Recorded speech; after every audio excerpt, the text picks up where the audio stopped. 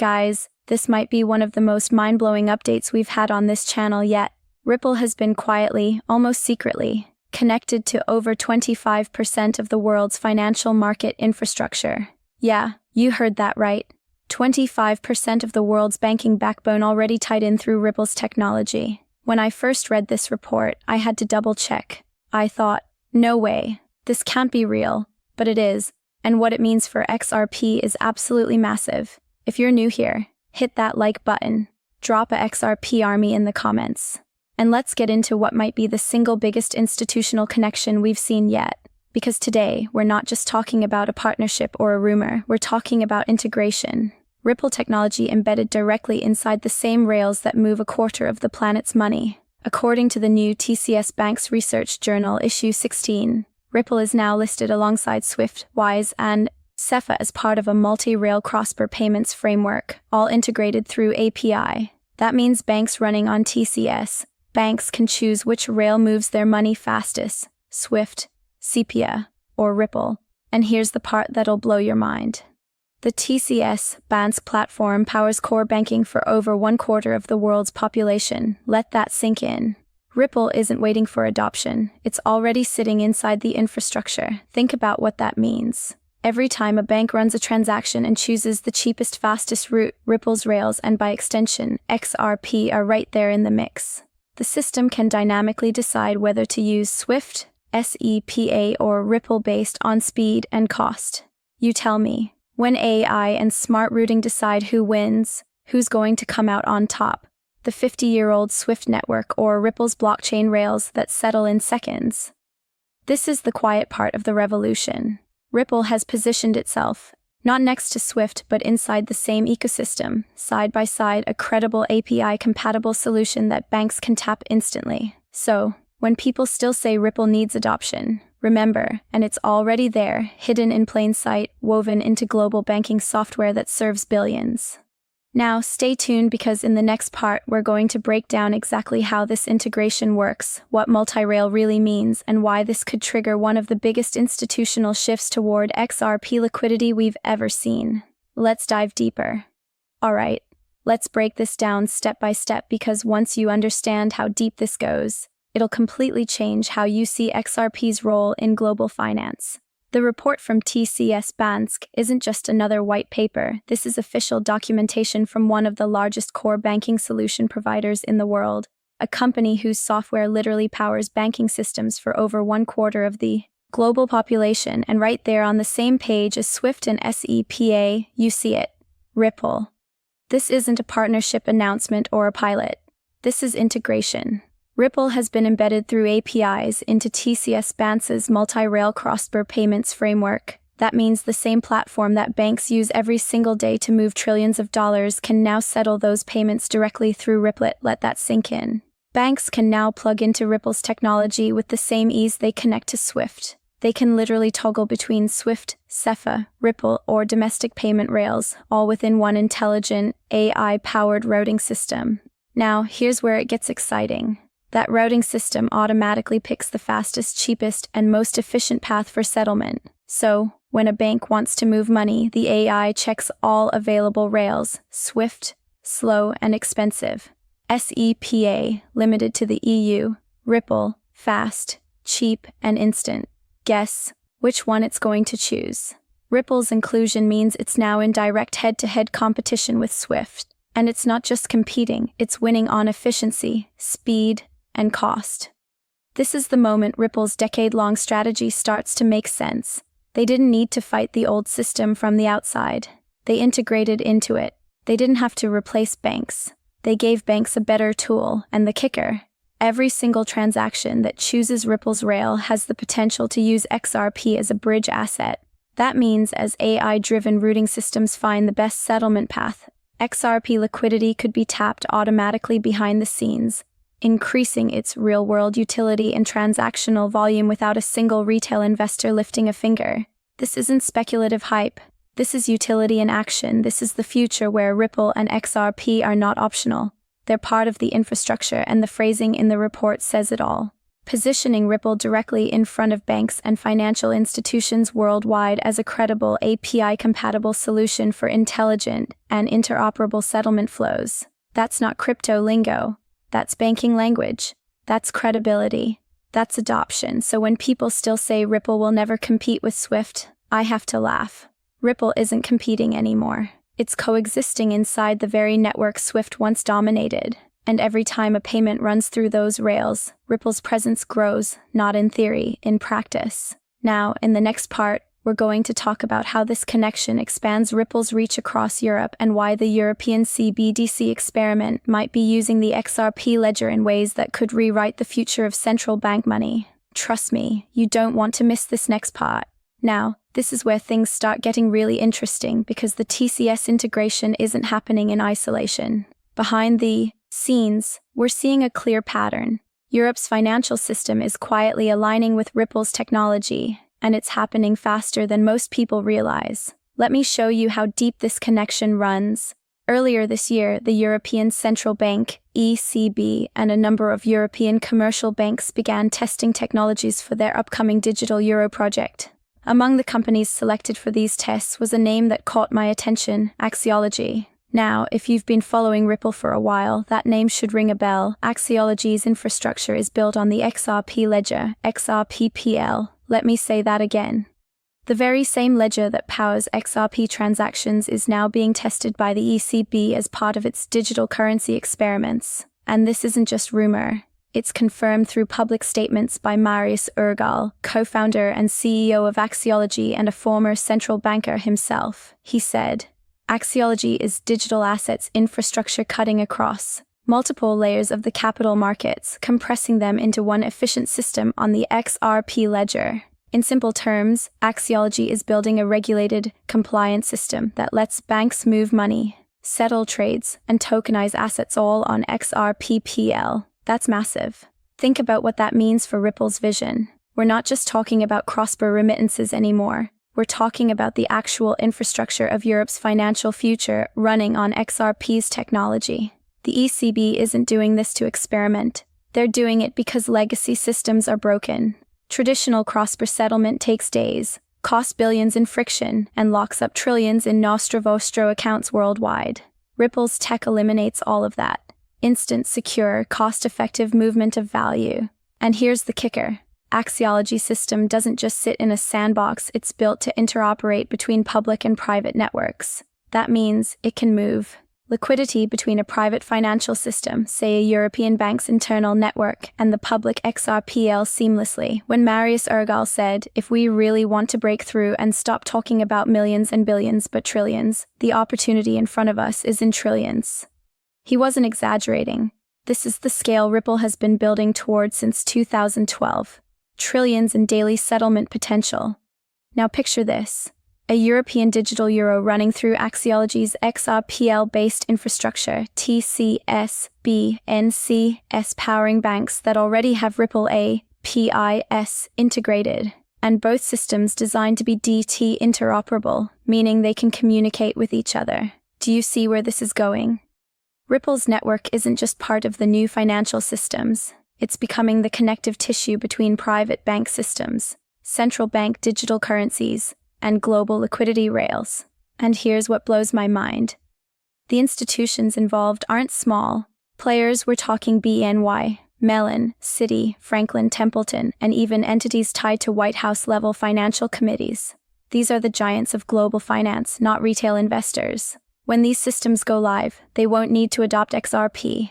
They'll already be using it behind the scenes automatically every time the routing algorithm chooses Ripple's rail. This is the quiet revolution, the one that's happening inside boardrooms, not Twitter spaces. And we're only scratching the surface because next we're diving into how this integration connects to the trillion-dollar liquidity problem, the nostro vostro trap that Ripple was literally designed to solve, and how XRP could unlock that frozen capital and flood global markets with on-demand liquidity. This is where the numbers get insane. All right, guys. We've talked about the integration. We've talked about Europe. But now it's time to zoom out because this is where the entire global picture comes together. You've probably heard the term nostro vostro accounts. It sounds complicated, but it's really just the plumbing of the old banking world, and it's broken. Here's how it works. When one bank wants to send money to another bank in a different country, they have to hold that country's currency in a pre-ended account. Multiply that by thousands of banks around the world, and what you get is trillions of dollars locked up just sitting there waiting for settlement. It's dead money, money that can't be used for loans, investments, or innovation, and according to recent estimates, over $15 trillion is trapped in these dormant accounts globally. Now imagine a world where that capital could be freed instantly, where banks don't need to pre-end anything because settlement happens on demand. That's exactly the world Ripple is building. With RippleNet and XRP acting as a bridge currency, a bank in the US can send dollars, convert them to XRP in seconds, and the recipient bank in Japan receives yen instantly. No middlemen, no waiting, no pre-ended accounts. And now that Ripple is integrated into the TCS Bank platform, which remember powers banking for a quarter of the world's population, this on-demand liquidity mechanism isn't just a demo feature. It's sitting inside real operational banking systems. That's not hype. That's a quiet revolution in how money moves. Now, think about what happens when AI-powered routing, the kind TCS is already using, automatically decides the best path for every payment. If Ripple's rails are cheaper and faster, which they are, the system will choose them every single time. And when that happens, XRP liquidity is tapped seamlessly, not because of speculation, but because it's the most efficient option available. This is the first time in history where efficiency itself can drive adoption. The system doesn't care about brand names. It cares about speed, cost, and reliability, and that's where Ripple destroys Swift. Swift's average transaction time, hours, sometimes days. Ripple's, 3 to 5 seconds. Swift fees up to 6%. Ripple's, fractions of a cent. You tell me which rail AI will pick when global institutions start optimizing for performance. Now here's where the numbers get wild. If Ripple's rails capture even 5% of global cross-border volume, that's hundreds of billions flowing through XRP annually. At 10%, you're looking at trillions in throughput, and because XRP's design allows it to settle instantly and recycle liquidity, it doesn't need to replace all the money in the system. It just needs to move it faster. Every XRP used in settlement can be turned over dozens, even hundreds of times per day.